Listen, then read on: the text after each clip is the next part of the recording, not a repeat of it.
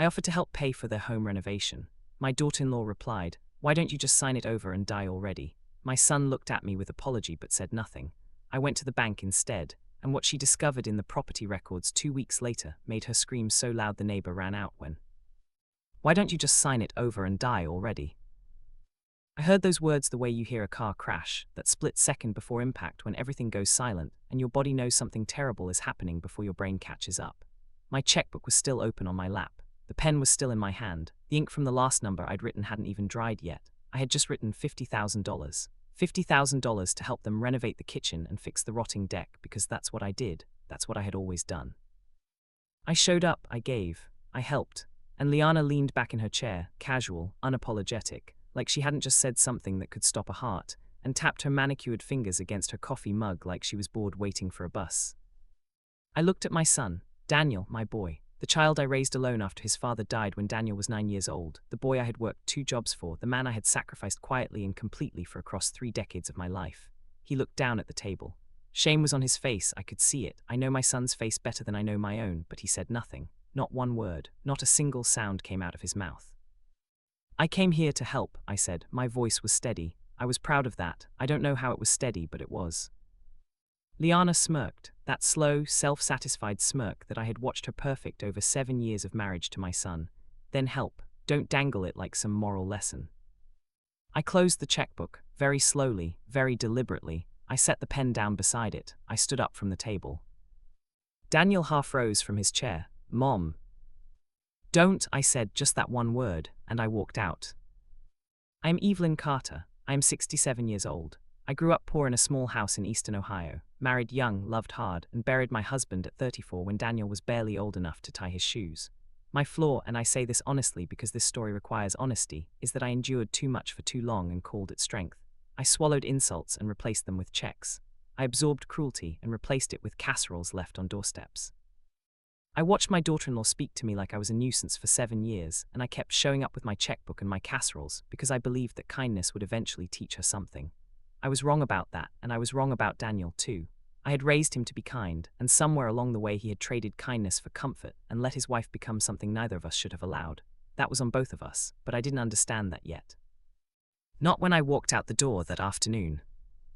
What I understood when I stepped outside was this: the woman they had known was done. She had closed her checkbook, set down her pen, and walked out the door, and whoever came next was going to be someone they had never met before. That evening I did not cry. I sat at my kitchen table in the house I had owned for 22 years, the house my own hands had painted and my own savings had maintained and my own stubborn refusal to give up had kept through every hard season, and I did not shed one tear. That surprised me. I had expected grief. Instead, what I felt was something much colder and much more useful. It felt like clarity. It felt like the last piece of a puzzle clicking into place and revealing a picture you had suspected all along but hadn't let yourself see. I sat with that clarity for a long time. Then I got up, I got dressed, and I drove to the bank. I want to be honest about what happened inside me over the next few days because I think it matters. My flaw, that endurance that had bent too easily for too long, flipped into something obsessive. I became consumed. I would wake up at 2 in the morning with new ideas, new clauses, new ways to protect what I had spent a lifetime building. I started keeping notes on my phone in notebooks, on scraps of paper I shoved into a folder by my bedside. My neighbor, Mrs. Alvarez, called twice to check on me and I brushed her off both times. "I'm fine, Rosa, just busy." She knew I wasn't fine. She's known me 20 years and she has a radar for when I'm not fine, but I wasn't ready to talk yet. I was in the middle of something and I needed all of my attention on the work.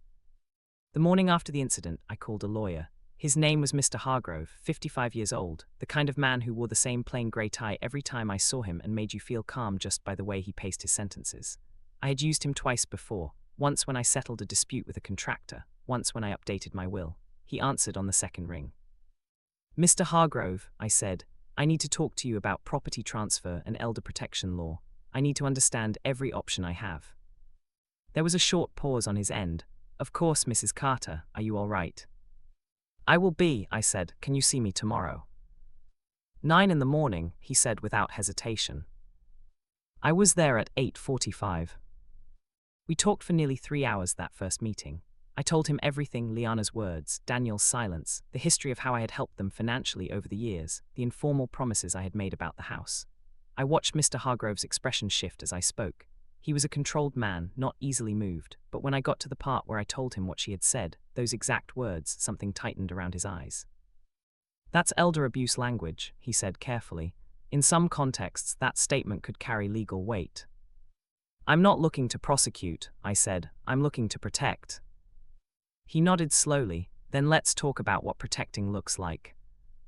Over the next week, I also met with a financial advisor named Clara Voss.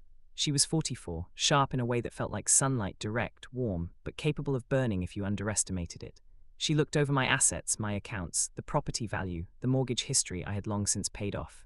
She laid it all out on her desk like a map. "You have significant equity here," she said, sliding a paper toward me. "And the way your estate is currently structured, your son and his wife have a strong informal claim. If you pass without making changes, it would likely go to them as next of kin." "I know," I said. "Is that what you want?" I looked at the paper for a long moment. "No, it is not." She leaned forward slightly. "Then here's what I'd recommend. There is a structure called a charitable housing trust. You transfer the property into the trust, retain a lifetime residency clause for yourself, and designate the beneficiary as an organization of your choosing. You can include exclusion clauses, specific individuals who are legally barred from ever residing in or making claim to the property." I felt something settle in my chest. How specific can those exclusion clauses be? She smiled just a little. "Extremely specific." I will be honest, there was a moment during that week when I almost let my obsession go too far. I was sitting with Mr. Hargrove on our third meeting, and I had drafted a version of the trust documents that included a clause about publicly recording the reason for the exclusion. I wanted it in the record. I wanted anyone who looked up that property in the future to know why Liana was barred from it. I wanted her name attached to those words. Mr. Hargrove looked at the clause for a long time, then he looked at me. "Evelyn," he said the first time he had used my first name, "this part isn't protection. This is punishment. And punishment in a legal document tends to invite legal challenges. It could unwind everything you've built here." I sat with that. My jaw was tight. I wanted it in there. Part of me burned to put it in there. But I had not endured 67 years to lose at the finish line because I let my anger make a legal error. So I crossed it out. I scratched through it with my pen so hard it nearly tore the paper. And then I kept going. Daniel texted me 8 days after I walked out. "Mom, I'm sorry. I read it 4 times. I set the phone down. I did not reply." He texted again the next day. "Please call me. I need to talk to you." I did not reply. He called once. I let it ring. And then I went back to my paperwork. I want you to understand that this was not cruelty on my part. This was survival. Because every time I heard Daniel's voice in my head, every time I pictured that look on his face, the shame, the apology that stayed behind his eyes and never made it to his lips, I felt the obsession start to fray into grief. And I could not afford grief yet. I needed the coldness. I needed the clarity. The grief would come later. It always does. Meanwhile, through Mrs. Alvarez, who still had coffee every Tuesday with a woman in Daniel and Liana's neighborhood book club, I heard things. Liana was telling people about the house. Not that anything had been agreed to, not that anything had been signed. But she was talking about the renovations she planned, the resale value she had researched, the landscaping she wanted done. She had already picked out kitchen countertops, according to Mrs. Alvarez, who told me this very carefully, watching my face for my reaction. "What kind of countertops?" I asked. Mrs. Alvarez blinked. "Quartz, I think, white with grey veining." I nodded slowly. "She has good taste," I said, "for someone else's house." Rosa looked at me for a long moment. "Evelyn, what are you doing?" "What I should have done a long time ago," I said. She reached across my kitchen table and put her hand over mine. "Be careful," she said softly. "Not with them, with yourself." I squeezed her hand. "I'm trying." 14 days after I walked out of that kitchen, the paperwork finalized. The charitable housing trust was fully executed. The lifetime residency clause was airtight. The exclusion conditions were ironclad. The beneficiary organization, a regional elder housing foundation that works specifically to keep senior women in their own homes, had been contacted, vetted, and had accepted the bequest with what their director described as deep gratitude and tremendous respect. Mr. Hargrove shook my hand when we signed the final documents. "This is the most elegant piece of protective documentation I've drawn up in 30 years, he said, and there was something in his voice that wasn't just professional, there was admiration there. "I had a good reason," I said. "You did," he agreed. Clara Voss called that evening to confirm the trust registration had been filed with the county. It's in the public record now, she said. Anyone who pulls the property records will see it. Good, I said. How are you feeling? I sat on my porch and looked out at the yard, my garden, my oak tree that was 40 years old now, my porch railing I had painted white every spring since I moved in. Like myself, I said, for the first time in a while. She laughed softly. Get some sleep, Evelyn. I did. I slept better that night than I had slept in months. The scream came at 12 minutes after noon on a Thursday.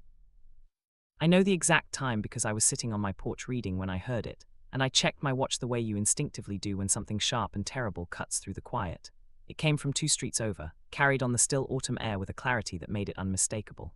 Not a scream of fear or pain, those have a different register, something more primal and broken. This was a scream of fury and disbelief.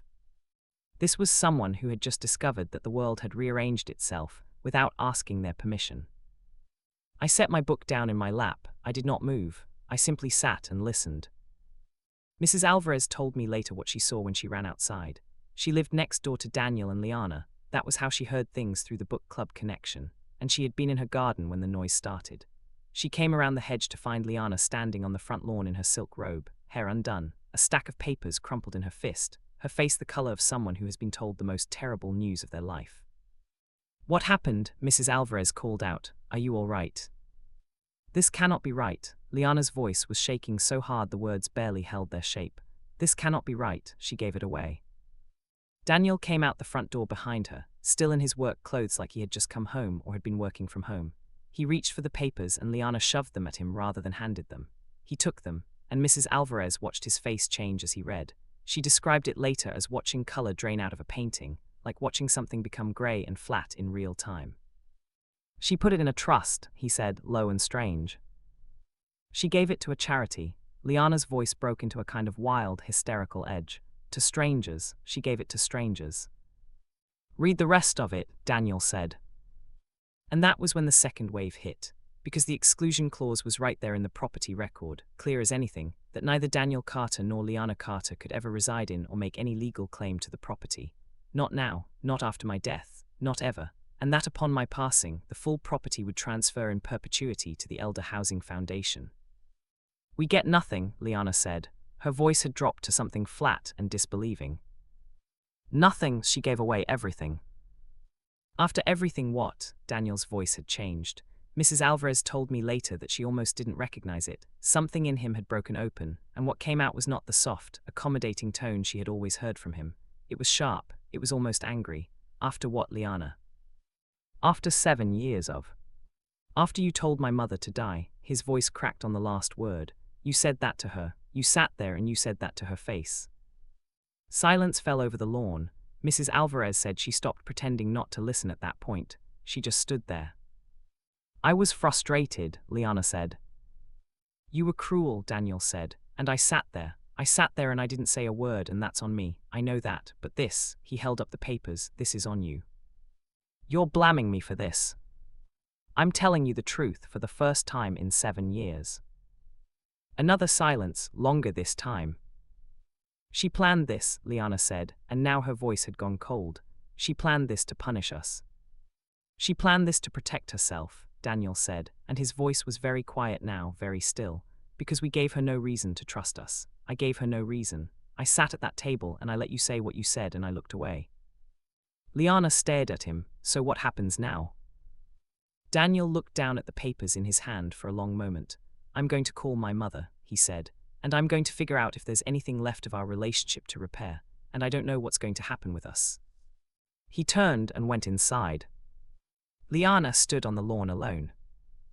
I want to tell you now about what happened that same evening, because that is where the real story lives, not in the property records, not in the public scream, but in the quiet conversation that happened on my porch just before dark. I heard the car in my driveway. I knew the sound of Daniel's engine the way you know the sound of your own heartbeat. I sat very still and I waited, footsteps on the path, then the steps up to the porch. Then Daniel appeared at the corner, and he looked like he had aged 10 years in a single afternoon. He stood at the edge of the porch light and looked at me. Mom, his voice was raw. Daniel. He came and sat down in the other chair, the same chair he had sat in as a boy, the same chair where we had watched 100 sunsets together. He was quiet for a long moment. I let the silence be. I didn't defend you, he said finally. That day at the table, you were sitting there with your checkbook open and she said that terrible thing, and I looked away. You did, I said. I don't have an excuse. I know. I kept telling myself that it wasn't that serious, that she was just frustrated, that you would understand. I kept making excuses for her and for myself, and every time I did that, I was choosing her temper over your dignity. He stopped, swallowed hard. I didn't deserve forgiveness for that. I looked at my son's face, my boy, the child who used to fall asleep on my shoulder during late movies, who called me crying from college his first week, who had held my hand at his father's grave when he was 9 years old and barely understood what death meant. I felt the grief arrive, the grief I had been holding at a distance with cold clarity and legal documents. It arrived quietly, the way it usually does when you finally let it in. No, I said, you didn't deserve it then. He nodded, tears running now, not trying to stop them, and I failed. So did I said, and he looked up surprised. I raised you with the idea that absorbing mistreatment was the same thing as having grace. I modeled endurance for you until you thought silence was an acceptable response to cruelty. I taught you that by example. That was my failure. He was quiet. We sat together in the near dark, not reconciled, not yet, maybe not for a long time, but not entirely broken either. Something was still there, thin and worn, but still there. What happens now, he asked, with the house? I live in it, I said simply. As long as I'm alive, I live in it, and when I'm gone, it goes to people who need it. And us. I considered that for a long time. That depends on you, not Liana, you, what you decide to be going forward, whether you find your voice or keep losing it. He was quiet for a moment. She's talking about leaving, he said. I think she might.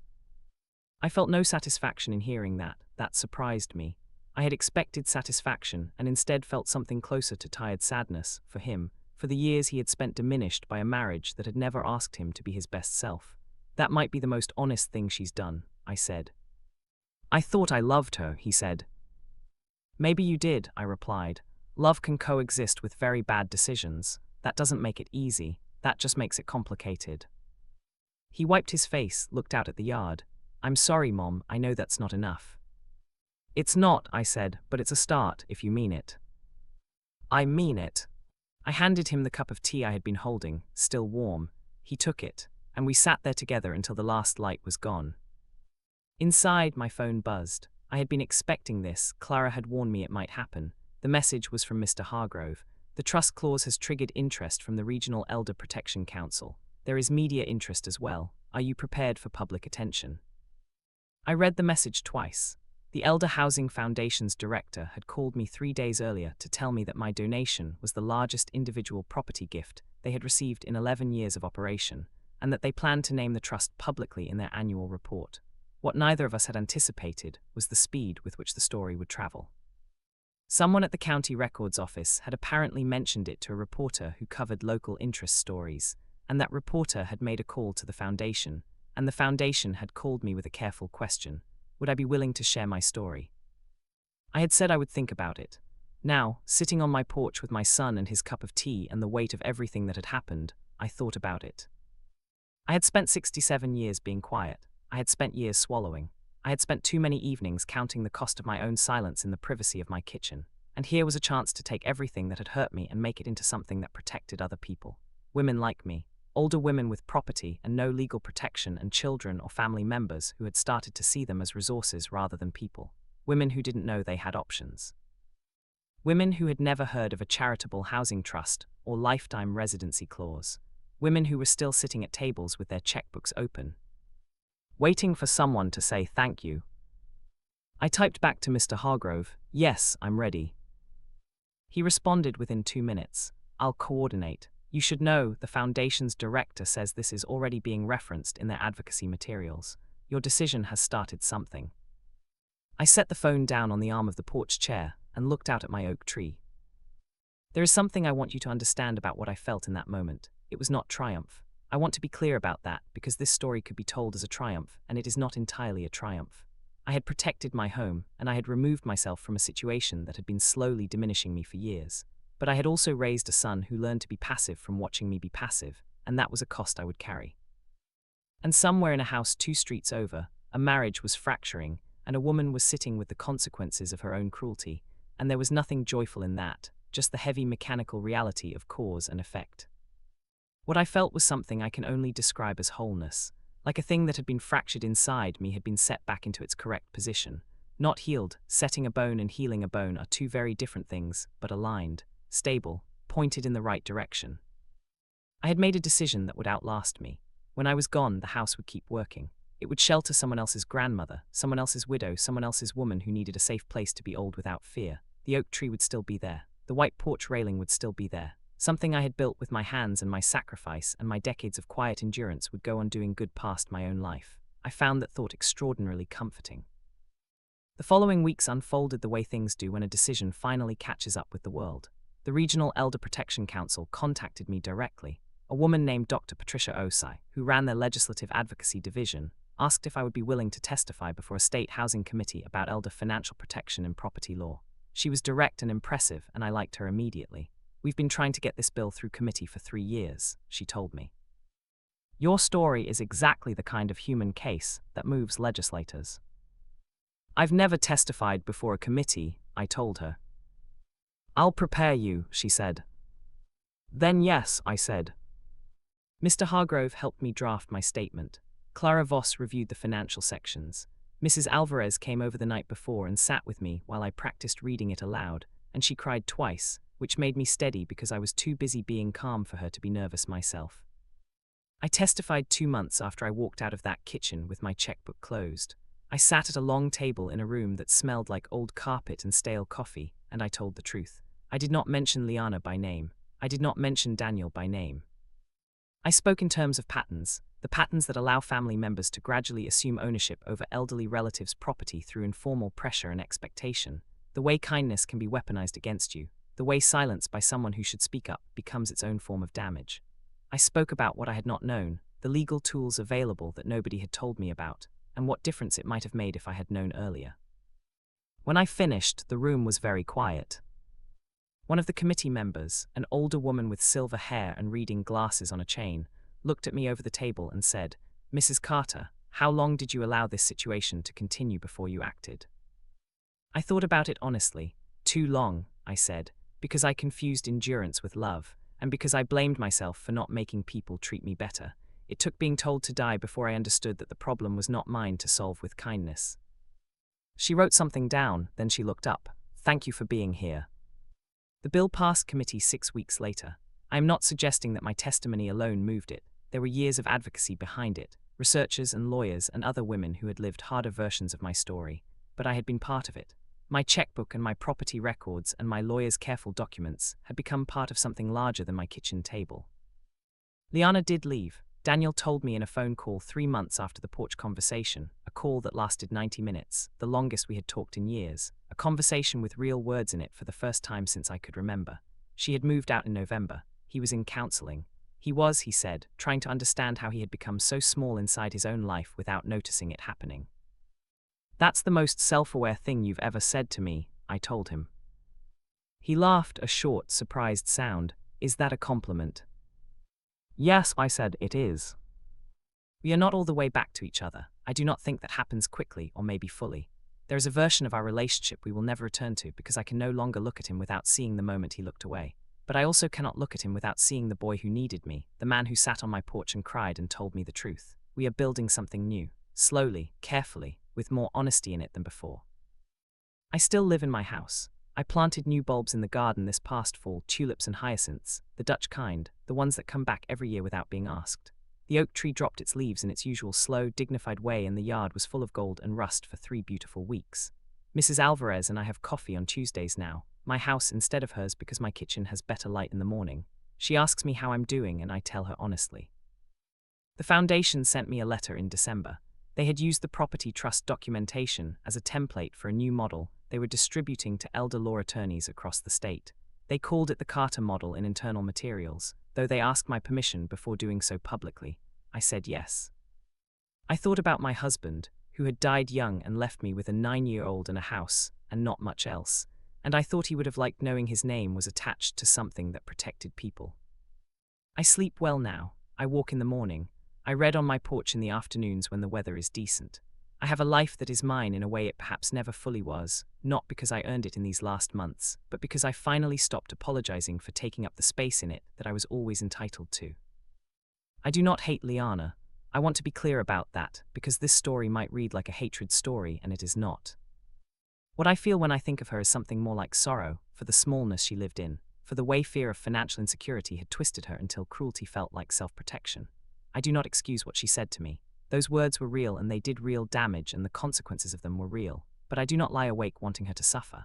I lie awake thinking about the women who don't know yet that they have options. That is where my energy lives now. I am 67 years old. I have a paid-off house in a trust that will outlive me. I have a son who is relearning how to be honest, and a neighbor who brings me tulip bulbs, and a lawyer who shook my hand like he meant it, and a financial advisor who calls to check on me on the first of every month. I am a face of something I did not intend to become the face of. I am imperfect and flawed, and I spent too many years absorbing damage. I should have stopped and teaching my son, by silent example, that absorption was acceptable. But I am also the woman who closed her checkbook, set down her pen, and walked out the door.